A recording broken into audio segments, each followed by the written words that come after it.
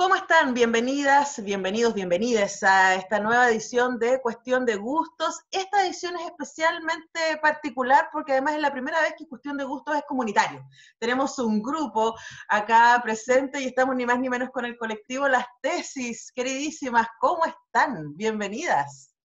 Hola. Hola. Estamos con Dafne, Sibila, Paula y Lea, que han estado en la noticia de manera interesante en los últimos días y que se transformaron, por supuesto, en un espacio muy poderoso de reflexión, de liberación y de denuncia respecto a la situación de las mujeres desde finales del año pasado. Antes de ir con respecto a cómo llegamos ahí, me gustaría preguntarles cómo están, cómo están viviendo la cuarentena, ustedes que además trabajan tanto con el cuerpo en la calle, ¿cómo están viviendo este momento de reclusión? Pasando por todas las etapas, yo creo, como todas las personas, como en modo bolita, depresión, modo haciendo ejercicio en la casa, modo tejiendo, y tratando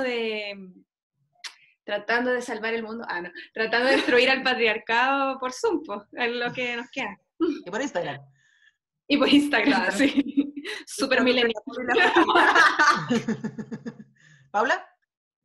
No, luchando por el amor y la justicia. Es lo que nos queda. Toda Sailor Scout.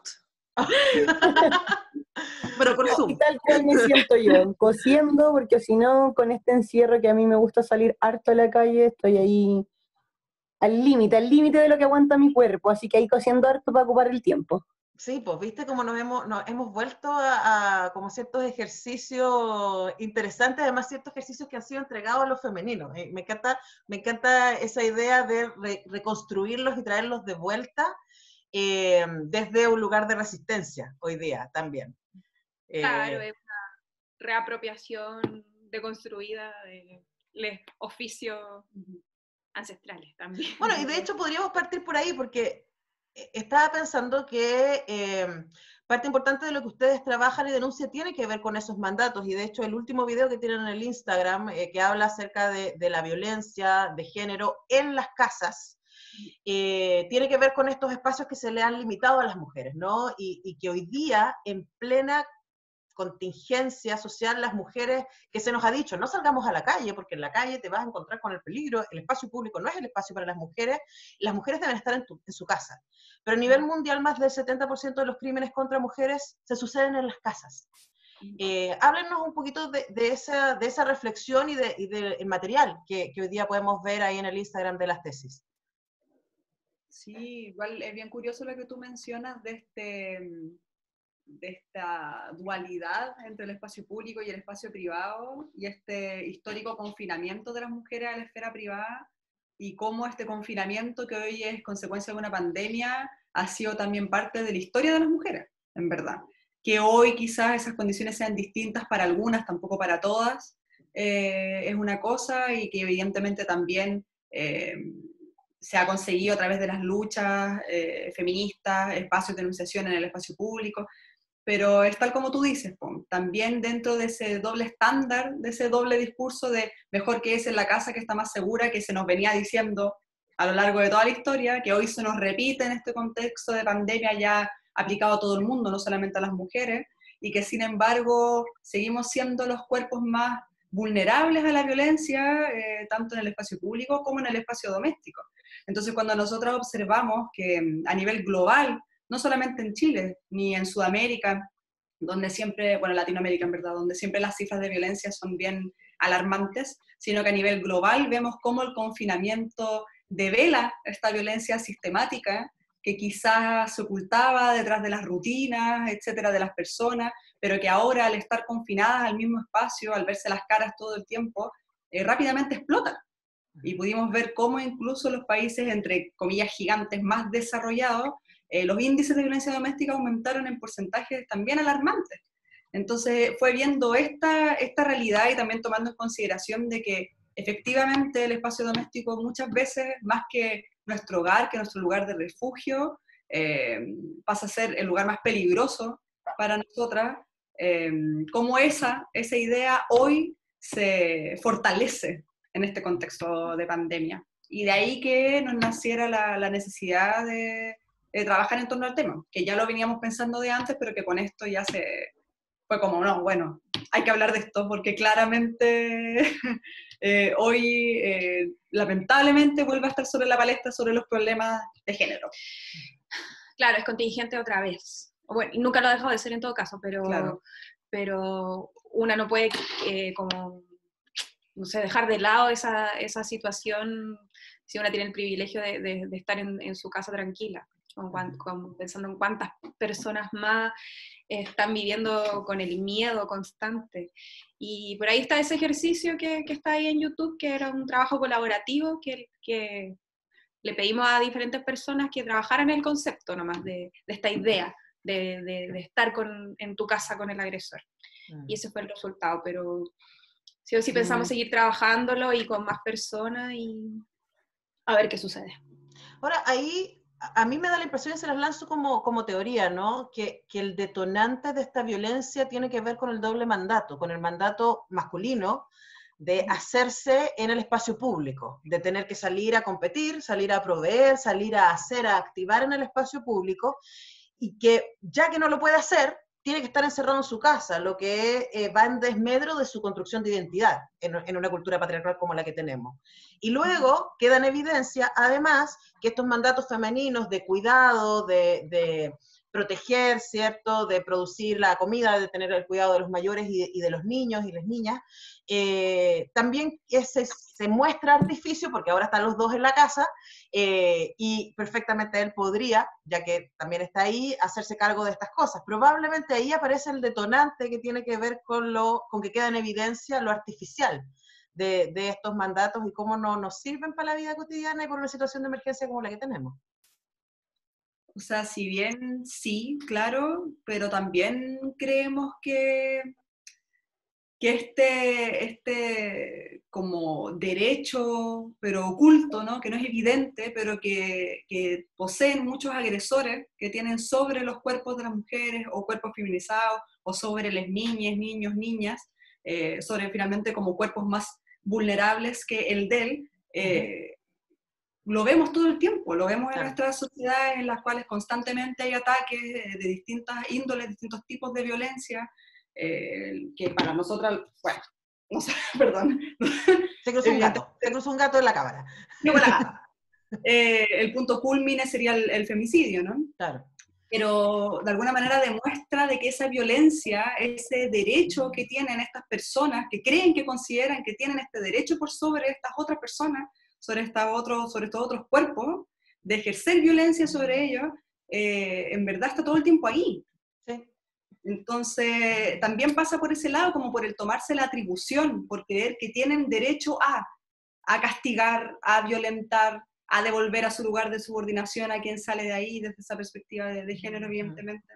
Entonces, es una violencia sistemática que muchas veces está operando en un terreno simbólico todo el tiempo, que en este momento sale de lo simbólico y ya lo vemos reflejado directamente en la violencia física, concreta.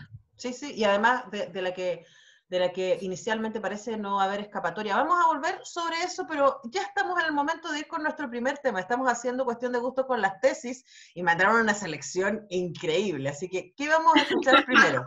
¿Quién presenta? Giacometa presenta. El primer tema que se nos vino a la mente es de un dúo de mujeres españolas que se llaman Las Bistecs, y tienen una canción que también vendría a ser un himno del cuestionamiento sobre la historia del arte, la construcción de la historia del arte. Así que vamos a escuchar a Las Bistecs con Historia del Arte, Penes con Pincel. Apropiadísimo, estamos haciendo cuestión de gustos con las tesis.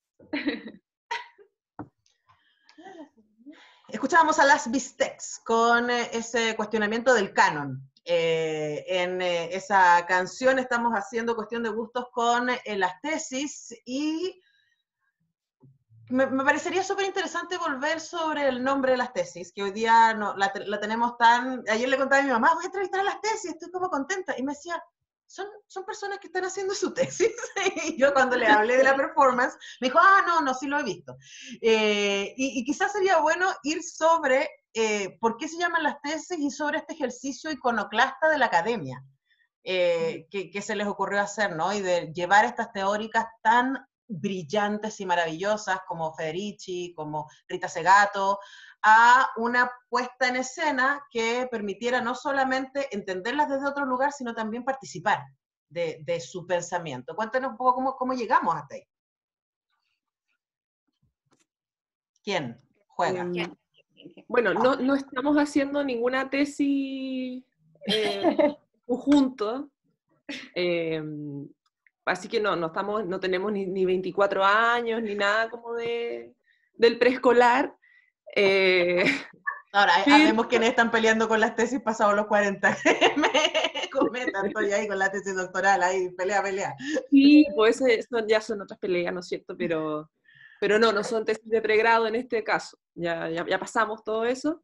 Y sí son las tesis son, lo que hacemos es el trabajo finalmente basado en tesis de autoras que trabajan el enfoque de género, el feminismo, y esta bajada que hacemos desde el cuerpo, desde el audiovisual, desde el vestuario y todo lo que eso se ha visto, es como la traducción finalmente de aquella tesis. Uh-huh. Entonces, no son las tesis de Lutero tampoco. Son tesis feministas. Exactamente. Que es muy interesante porque lo que quizás sería bueno instalar, y de nuevo me lanzo ahí con una teoría o una tesis, y ustedes podrán desarmarla apropiadamente, es que no tendríamos el movimiento social que tenemos, no tendríamos a más de 1,5 millones, 2 millones de mujeres en las calles de Chile el 8 de marzo, si no hubiese existido efectivamente una teoría. Tenemos una teoría feminista que nos ha ido alimentando y que nos permite repensarnos, ¿no? Y a mí me encantó cuando empecé a saber de ustedes la posibilidad de traer esa teoría de una manera mucho más cercana a las nuevas generaciones, porque a mí me pasa con mis alumnas que, como pasa con los millennials y los centennials, que siente que el mundo partió con ellos y con ellas, y es súper bueno decirles, miren, esto se ha pensado, se ha escrito y está acá. Así que creo que ahí hay una experiencia que es interesante, ¿no? Movilizar la academia desde los cuerpos también. Claro. Como tú dices, ahí estar descubriendo la agua tibia no tiene mucho sentido, ¿no? Porque era algo que nosotras igual nos dábamos cuenta, porque claro, nosotras todas fuimos a la universidad, tenemos formaciones académicas, algunas después también seguimos estudiando, etcétera. Pero nos dábamos cuenta que tanto en los planes formales de educación, bueno, sobre todo en los planes formales de educación, no había la literatura que se maneja, las teorías que se revisan, en general corresponden al hombre blanco, heterosexual, occidental además. O sea, para nosotras primero el poner el énfasis en la perspectiva decolonial era importante y sobre todo también feminista en estos espacios. Entonces nos dábamos cuenta de que carecían absolutamente de estas visiones, considerando que hay teoría, pero así para tirar a la chuña. O sea, hay muchísima teoría feminista, pero muchísima, y que lamentablemente solo quienes tenemos interés por ella y tenemos acceso además, en ese sentido el privilegio de acceder a ella, somos quienes nos enteramos. Entonces también cuando vemos, por ejemplo, a los parlamentarios legislando en torno a nuestros cuerpos y ocupando argumentos tan imbéciles como tener una Biblia en la mano, nos damos cuenta de que, claro, es porque no están accediendo, no están pudiendo acceder a estos contenidos. O queriendo. Y de ahí que nosotras dijéramos, bueno, entonces, ¿cómo lo acercamos? ¿Cómo lo traducimos para todas aquellas personas que por X motivo no puedan ni quieran saber esto? ¿Cómo lo traducimos a otros lenguajes que vayan más allá de la palabra, que pasen por el cuerpo, por lo visual, por lo sonoro, y que sin embargo entreguen este mismo mensaje? Ahora, en lo que tú decías... Sí, ¿Lea? No, ¿cómo se encarna la tesis? Pensé que Lea iba a decir algo, ¿estás por ahí? No, aún no. Me quedé pensando en lo que decías de que casi todo nuestro pensamiento ha sido elaborado por, la otra vez lo hablábamos con Diana Mafia en este mismo programa, ¿no? Por el andros, por el sujeto de la democracia griega, masculino, en ese contexto todavía heterosexual, poderoso, libre, etcétera, y que aunque parece que la academia está por allá lejos, finalmente son esas teorías, son esas tesis las que definen la construcción social que tenemos, y la que necesitamos poner en cuestión. ¿Qué Claro, pasa? ¿Qué pasa cuando empezamos a leer mujeres feministas? Pero finalmente también las tesis cumple ese funcionamiento de llevar la teoría a distintos espacios, no tan solo al espacio público, sino como en el fondo a esta idea de democracia, que en realidad tampoco existe, pero el lenguaje común en democratizar la información, pues, de llevarla a distintos lugares, de que fuese en el fondo fuese una herramienta que tuviera tantos lenguajes que de algunos u otros iba a pescar a alguien. Entonces responde también a esta deconstrucción de que la información solo está en la teoría y que se queda solo en la teorización de esa información, pero no se construye algo a base, ojalá intentando con recursos nuevos, a base de esta información ya creada. Ahora, me imagino que eso también se cruza con una experiencia. O sea, a ustedes les pasó, a mí me pasó, y a lo mejor ahí estoy proyectando, ¿no? Haber leído libros teóricos, quizás no tan cabezones, pero efectivamente leer, bueno, cuando uno lee el segundo sexo de Beauvoir ya es como una explosión en la cabeza, y eso te obliga a repensarte. O sea, es una cuestión que es muy personal, ¿no? El feminismo es una cuestión que nos cruza de manera personal, no solamente en términos políticos, de activismo, etcétera. Tiene que ver con cómo nos miramos al espejo, de ahí para adelante. Exactamente. Yo creo que abre esa puerta como del feminismo y ya no se puede volver nunca más atrás y todo se empieza a desvanecer. Es como la Matrix. Sí, sí. Es como que se cae el velo. Y todo. Y te empiezas a replantear todas las estructuras de tu vida, de las relaciones, de la academia, de la historia, de todo. Todo se cae, se desvanece. Pero es un bonito ejercicio porque en un punto te quedas ahí como, ¿ahora qué hacemos? ¿Cómo empezamos a reconstruir todo? Aparte de difundir la palabra, como decimos nosotras, aparte de difundir la palabra para que más personas puedan llegar a ese momento de que todo se le desvanece. Evangelizar, literalmente, llevar las buenas nuevas. Sí. Nosotros evangelizamos, lo decimos. Además, yo tengo pasado canuto, así que no me costó nada moverme de un lado para somos. Yo también tengo pasado canuto, qué asco, pero sí, cierto.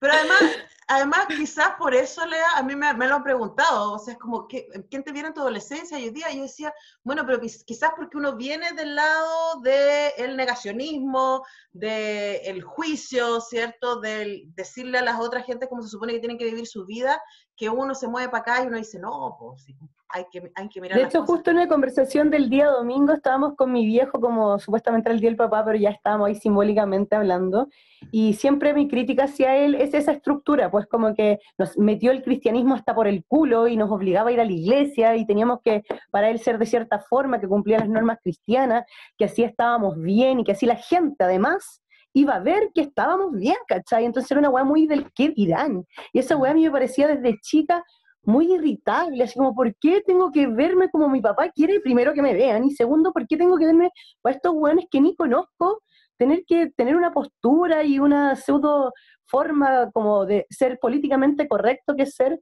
Y era una cuestión súper incómoda, yo me acuerdo. Entonces yo le decía, papá, menos mal que evolucionaste, cayó el velo, se demoró muchos años, pero por lo menos está cayendo, ¿cachai? Estáis racionalizando las cosas, estáis siendo empáticos, y no estáis solo predicando la palabra, sino que estáis realmente accionando la palabra, y ahí es como, ahí estáis siendo de real por mí, ¿cachai? Como ahí estáis siendo realmente consecuentes, porque cuando era como ese ser religioso cerrado, era muy, muy oscuro, muy sucio. Como el patriarcado, como las jerarquías del patriarcado. Igual, sabes que también eso de cómo lo que dice Lea, pues cómo no solamente predicar, sino también en el hacer, respecto al feminismo y también desde el punto de vista de lo que tú nos preguntabas, académico, pero que en este caso es como pasa a lo artístico, ¿no? Al cómo se hace, al cómo creamos, es una pregunta que nos estamos haciendo todo el tiempo también, cómo deconstruir esas estructuras patriarcales que en general son muy de la jerarquía vertical, y cómo trabajar desde el horizontal o desde lo rizomático. O sea, nosotras, por ejemplo, trabajamos siempre pensándonos como un colectivo, nuestra metodología es el collage, que tiene que ver también con eso, con esta juxtaposición de ideas en las cuales no hay una jerarquía de un lenguaje por sobre otro, pero también el punto de vista, por la epistemología, Sí. que también el punto de vista es feminista en el sentido de que nosotros bajo ningún punto nos estamos posicionando desde esa supuesta objetividad, que en verdad es la objetividad masculina, que intenta ser neutral, sino que siempre desde nosotras como sujetas, atravesadas también por el patriarcado, atravesadas también Claramente, sí, lamentablemente. lamentablemente, y cómo desde ese lugar es que también nos enfrentamos a esta teoría y nos enfrentamos luego a este traspaso de la teoría a lo artístico, Claro. esta traducción a estos otros lenguajes. Yo creo que la Sibila toca un punto súper importante cuando dice que nosotras literalmente siempre hablamos desde las 4, cuando estamos las 4 juntas. Somos las 4, entonces eso yo encuentro que es como el mejor apañe del mundo cuando estáis trabajando con 4 personas, que sabéis que lo que pasa en las tesis se queda en las tesis y tiene respaldo de las 4 de las tesis, ¿cachai? Y esa weá se siente bacán, po. Se siente de verdad como que estáis rompiendo la maldita jerarquización de que quién quiere brillar más, quién quiere lucir más, ¿cachai? Porque acá está bueno una competencia. Nosotras, ahí estamos intentando desconstruir el patriarcado. Para nosotras, nuestra entrega de la información no es competitiva, es una entrega de información porque sabemos que queremos esparcir la palabra de la señora por todo el mundo. Sí, de la señora. Y efectivamente ahí hay algo que De es la bien señora. poderoso, ¿eh? Esta idea de la horizontalidad y esta idea de lo comunitario y esta idea de que la sabiduría se encuentra en la voz multiplicada, ¿no? Y que hay algo ahí. Voy a volver sobre eso, pero ya es el momento de que vamos con el segundo tema. ¿Qué vamos a escuchar ahora? Ahora vamos a escuchar a una gran amiga. Sí, una gran amiga nuestra, nada, no mentira. Pero sí una artista de este país que admiramos mucho, que sí o sí es un referente para nosotras, que es Dadalú, con su tema Todo es Plata. Perfecto, estamos con las tesis haciendo cuestión de gustos. Ya.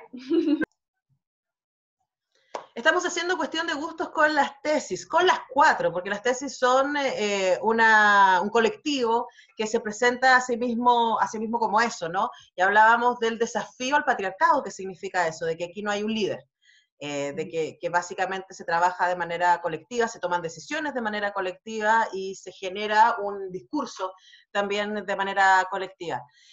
Antes de ir quizás lo más contingente, quería preguntarle, y seguramente esto se lo han preguntado mucho, pero tengo mucha curiosidad con ¿qué les pasa cuando las tesis se transformó en una marca, de alguna manera, y cuando hay gente en todo el mundo que conoce? Y a mí me llegaron mensajes desde Turquía, o sea, oye, esto pasó en Chile, qué increíble, y acá estamos haciendo réplicas y no sé qué.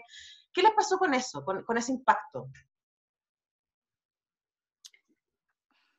Quedan en silencio. Sí. En shock. En shock. Todavía no superan el shock. Una excelente pregunta, muy buena pregunta. Todavía no lo superamos. Todavía estamos así. ¿Cómo qué? Porque, ¿saben que a ese nivel hay dos cosas que me impactan mucho con lo que pasó con esa performance, ¿no? Con El violador en tu camino? Es, por un lado, el efecto de propagación mundial, lo que de alguna manera puso en evidencia que esto hacía sentido a muchas mujeres en todo el mundo, pero eso es como el nivel macro. Y como el nivel micro, y seguramente ustedes conocen muchas historias, yo conozco un par de mujeres que tuvieron su propio proceso de exorcismo haciendo la performance y reconociendo que efectivamente la culpa no era de ellas. ¿Qué les pasa con eso? O sea, uno crea una obra, uno la piensa, uno la desarrolla, uno genera comunidad y colectivo para poder presentarla, y después tiene estas salidas insospechadas. Asienten. Sí, asentimos. Yo creo que va a ser algo que siempre nos va a sorprender. Yo me acuerdo que un día para el coloquio de perros nos tocaba velar y se acercan 2 hermanas que ambas me comentan de que habían sentido por primera vez libertad, primero en comunicarse entre ellas, que habían sido abusadas por su papá, y luego que por primera vez habían sentido tan fuerte así como que prácticamente me dijeron, hemos estado como en 15 años de rutina psicológica y nunca nada nos había servido tanto como esto. Y cuando me dijeron eso, yo es como, pero esto escapa a lo racional, esto como que ya bordea lo psicomágico, lo espiritual, y es como que, weón, uno no quería abarcar esas esferas, ¿cachai? Entonces igual como que sigue siendo muy impactante porque es cuático como el arte llega de cualquier forma, pero llega. Claro, pero tiene un efecto, o sea, transformador. Cometa, ¿qué te pasa cuando viste los videos de distintos lugares del mundo haciendo la performance además en distintos idiomas? Bueno, es bien impactante y estremecedor porque jamás te lo imagináis, po. No era parte tampoco de nada proyectado respecto a la intervención de la calle en Valparaíso. Entonces, esa apropiación también como de la coreografía, de la música y la transformación en el lenguaje, tanto en lengua como en contenido, es muy importante. Desde el arte es como un gran análisis quizás, así como de un mundo globalizado, de uso de redes sociales, como que tiene un montón de ejes que se juntan en esta cuestión. Y finalmente también te da como resultado como que más que empatizar las mujeres de muchas partes del mundo con las mujeres chilenas, como solidaridad, era también una forma de expresar que estábamos viviendo lo mismo. Que yo puedo empatizar con, no sé, con las mujeres de India por un tema de sociedad de casta, pero yo no vivo esa realidad. Pero finalmente todas las que hicieron esto estamos viviendo lo mismo, igual. Entonces, como que más allá de la solidaridad que se tenga con la protesta que estaba viviendo en Chile, como que escapó de eso. Ajá. Y además también fue como un apoyo a la protesta del levantamiento popular. Entonces, como que es un impacto muy grande, sociológicamente hablando, este trabajo es de algo demasiado macro que, no sé, yo espero que siga como, que tome esta capacidad de reflexión prolongadamente. O sea, que no solo haya sido como, oh, qué malo es el patriarcado, y sí, hay mujeres que sufren, sino que es una cuestión de día a día, que ahora se potencia con la pandemia, que tiene un montón de problemáticas que no se acaban cuando tú apagas la pista musical y te vas a la casa. Claro, entonces, y te sacas la venda, claro, entonces es muy profundo y eso es muy bacán porque es la respuesta a todo el abuso histórico también. Sí, pero además la potenciación del diálogo, ¿no? Estaba pensando que cuando me meto en el lío en clases de repente de discutir qué es el arte, me hago un atajo, me voy a Heidegger que dice que el arte es lo que desoculta el mundo. Y claro, uno puede pensar que lo que pasó con esa performance, con Un violador en tu camino, lo que hizo fue desocultar el mundo para las mismas quienes hicimos la performance en algún lugar, pero también para afuera, y el diálogo y las discusiones que se generaron de decir, no, pero no todos los hombres son violadores, y bueno, entonces hablemos de eso, hablemos de la cultura de la violación. Y eso también es un tremendo tema, o sea, ¿por qué hay mujeres en todo el mundo haciendo esto? Obligó a quienes no lo veían a verlo. Claro. Sí, y apareció finalmente la víctima hombre como víctima. O sea, ahora yo soy el víctima y yo no soy violador. Y es como, hermano, nadie te está diciendo que eres un violador. Si te sentías así, es wea tuya. O sea, claro, es tu problema, ¿cachai? Pero hay una estructura que es violadora. Hoy lo vivimos nosotras. Con esta cuestión, lo vive este país entero. Estamos en toque de queda desde hace caleta. Y ahora la cuarentena total es un toque de queda y estamos en dictadura igual. Entonces, es una cuestión que más allá del hombre como cuerpo, es una cuestión de mente y una mentalidad patriarcal, cultural, que viene con la cultura de la violación simbólica, de la violación carnal, y ahí es donde nosotras en la obra vamos explicando también cuál es esa diferenciación con lo que propone Rita Segato.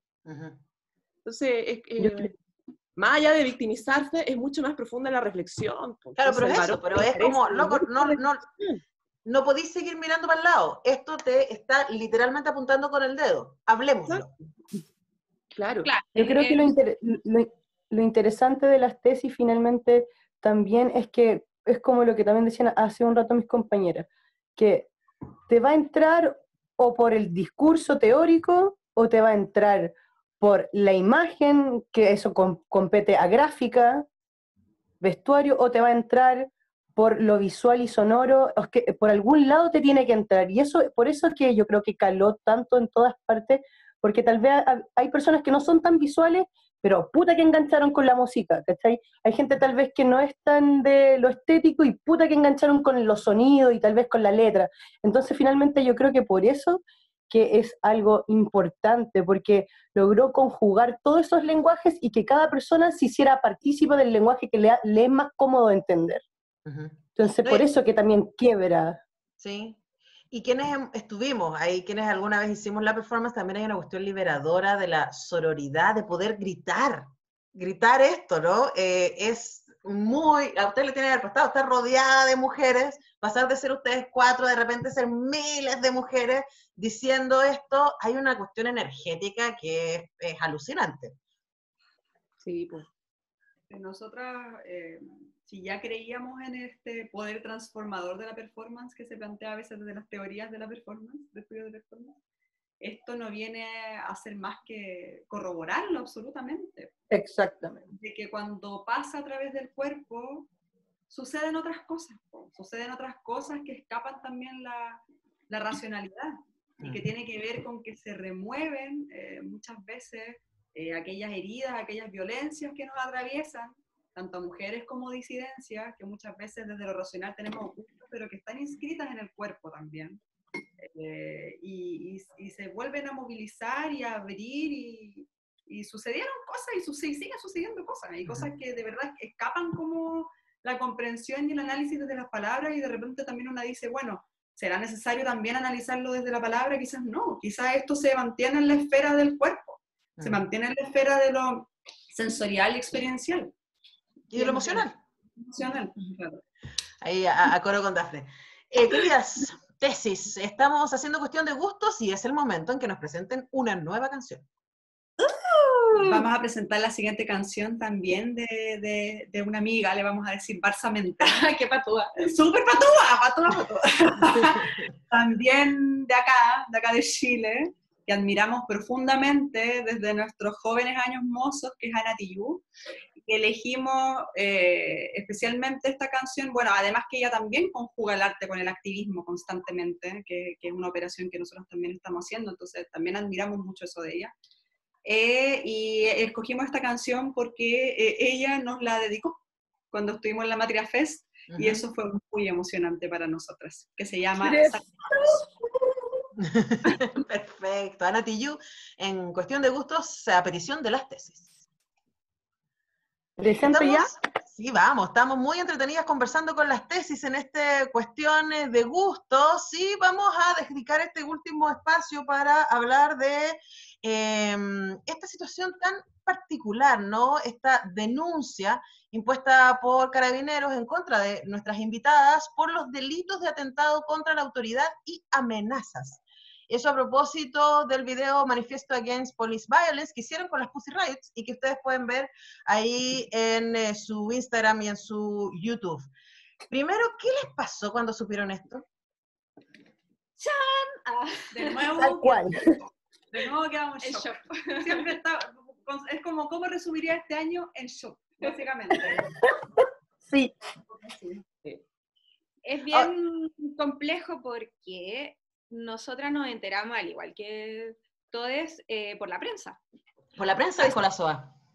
Sí, como la sopa. Entonces, todo es aún más violento de lo que te puedes imaginar, verte en esa situación por tu trabajo, por hacer obras artísticas, que además la prensa de este país como que se preste o confabule con la institución para amedrentarnos de esa manera, porque hasta el día de hoy nosotras no tenemos ninguna notificación, ni ningún llamado telefónico, ni ninguna cosa formal al respecto.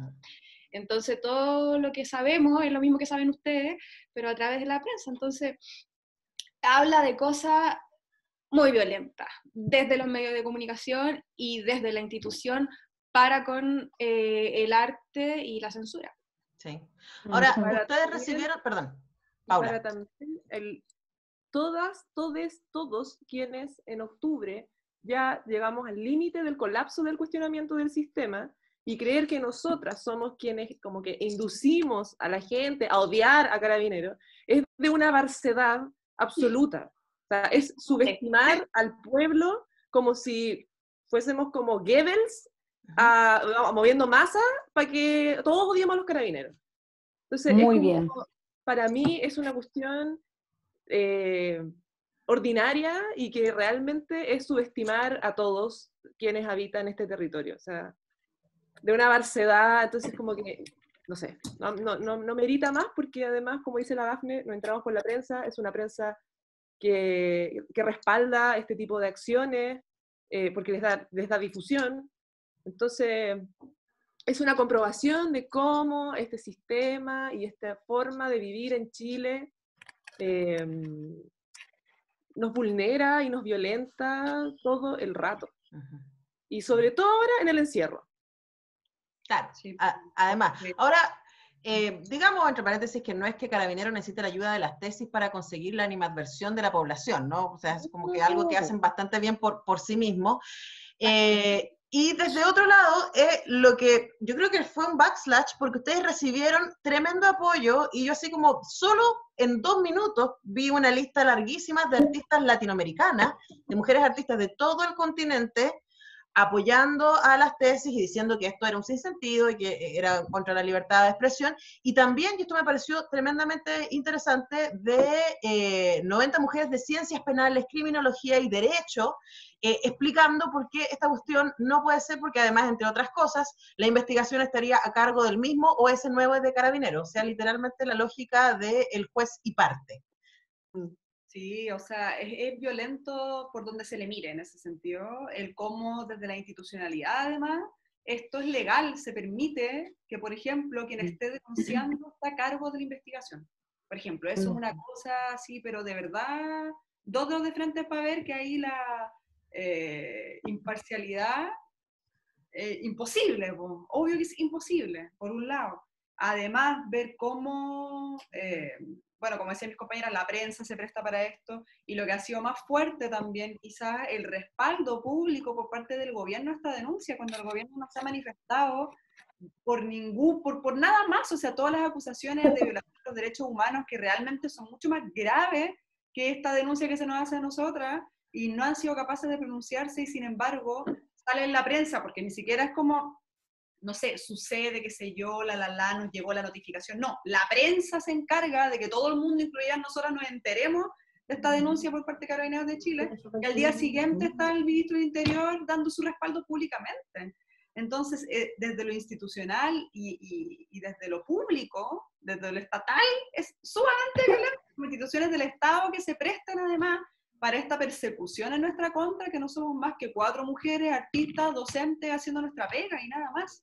Y además, en un contexto, justamente como decía mis compañeras, de confinamiento, en el cual en Valparaíso ya vamos por la segunda semana de confinamiento ya obligatorio, de cuarentena obligatoria, en la cual para poder movilizarnos para cualquier cosa que necesitemos, necesitamos salvoconducto, que hay que pedirle a la policía que nos está denunciando, y que si nos paran en la calle y estamos solas, o sea, nada nos da ninguna seguridad de no sentirnos más vulnerables aún a su violencia.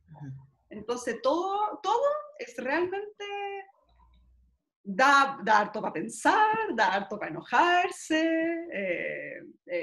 es bien complejo, y también consideramos que no es solo un ataque contra nosotras, o sea, ahí está también la dimensión simbólica de todo esto, sino que también es un ataque a todas las mujeres y disidencias que estuvieron en la calle manifestándose en contra de esta institución por las acusaciones de violencia político-sexual, y también por estas violencias sistemáticas por las cuales han estado atravesadas y atravesadas. Entonces, venir a darle esta bofetada en la cara a todas estas personas que se eligieron además el arte para manifestarse, o sea, para nosotras lo tomamos así, como un ataque no solo a nosotras, sino a todas y a todes en este momento. Y además, cuando, como dice la Cometa, intentan culparnos y casi que del levantamiento popular del 18 de octubre, a pesar de que en esa época nadie nos conocía. O sea, es de verdad una falta de respeto absoluta en contra del pueblo, es estarnos viendo la Es cara muy cool. pero mal, es demasiado, son demasiadas las esferas y capas de violencia que están operando en todo este acto. ¿Lea? Yo siento que se pusieron la soga al cuello ellos mismos. Es un relato, de un sinfín de relatos que tú decís como, loco, o sea, si luego de esto el pueblo no se da cuenta del nivel de vulneración radical que tienen esas instituciones sobre los cuerpos de los ciudadanos, es porque ya hay algo muy mal que está pasando, algo que casi llega a pasar por la frivolidad y me da miedo, pero es como, loco, si tú te das cuenta que ese nivel de farandulización y de cultura de la farándula tan ordinaria y precaria que tiene Chile de funcionar y que sigue funcionando en las televisiones que transmiten estos tipos de programas, como, por favor, paren con la farándula, paren de hablar de la vida de otros, paren de hacer escándalos por cosas que no, literalmente en este momento nosotros no somos nada ni significamos nada. Hay cosas políticas que están pasando tan graves y que requieren de tanto tiempo de escudriñar y de estar ahí presente, que realmente estar preocupado por esto ya, como dijeron todas mis compañeras, me uno a todas sus voces, es una vergüenza, es asqueroso. Ahora, también eso, por un lado, tiene todo lo que ustedes dicen, pero por el otro lado es interesante ver el poder del arte frente al poder, ¿no? El temor que finalmente genera las posibilidades que tiene el arte de cambiar el sentido común. Y ahora eso también es una tremenda responsabilidad. Y para cerrar también quería preguntarles por cómo se sienten con eso, ¿no? Porque de repente ustedes pasaron a ser famosas y pasaron a tener también una responsabilidad y a esperar, y hay gente que espera cosas de ustedes, que digan cosas inteligentes, que salgan con una nueva obra, que no sé qué. ¿Cómo se convive con eso? No somos nada material de los hueones nosotras. Básicamente eso resume una parte, y sí, o sea, en el momento que nos dimos cuenta de que de pronto teníamos un espacio de enunciación, que eso es algo desde el feminismo, una lucha eterna de tener esos espacios, y que de pronto nosotras lo teníamos sin pedirlo, y sucedió, evidentemente conlleva alta responsabilidad, y si bien hay momentos en los cuales una quisiera hacerse bolita y desaparecer y decir como no, esto es demasiado, como que porque esa exposición es un arma de doble filo, porque nos permite exponer y poner sobre la mesa los temas que consideramos importantes, en este caso que hay que hablar, pero por otro lado también nos expone a los ataques más cobardes, como el de los carabineros en este caso por la vía legal, como también de un montón de gente que está detrás de la pantalla deseándonos lo peor de lo peor de lo peor. Uh-huh. Entonces, pero sin embargo, a pesar de aquello, sería como una traición un poco al movimiento feminista histórico el no aprovechar ese espacio de enunciación. Entonces estamos constantemente en esa dualidad de aprovecharlo, pero a la vez intentar exponernos, ojalá lo menos posible, pero también aprendiendo a lidiar con aquello. De ahí que nosotras, por ejemplo, tomamos la decisión desde un principio, no mira la tele, chao. Así como no nos interesa, ¿cachai? Es un espacio que en verdad no nos interesa habitar. Ya, listo. Quizás eso pueda cambiar en algún momento puede ayudar a darle más visibilidad a algún caso, no sabemos. Pero por ahora, por ejemplo, son decisiones que hemos tenido que ir tomando para salvaguardarnos también, porque si no, yo encuentro que es muy fácil que te agarre esta cuestión. Que te agarre y te explote también. Como tú dices, que te termina convirtiendo en un producto, en una marca, y para nosotras es muy importante también salvaguardar nuestro trabajo, nuestra obra, que nunca estuvo destinada a un circuito mainstream, sino al contrario, siempre fue del under de Valparaíso.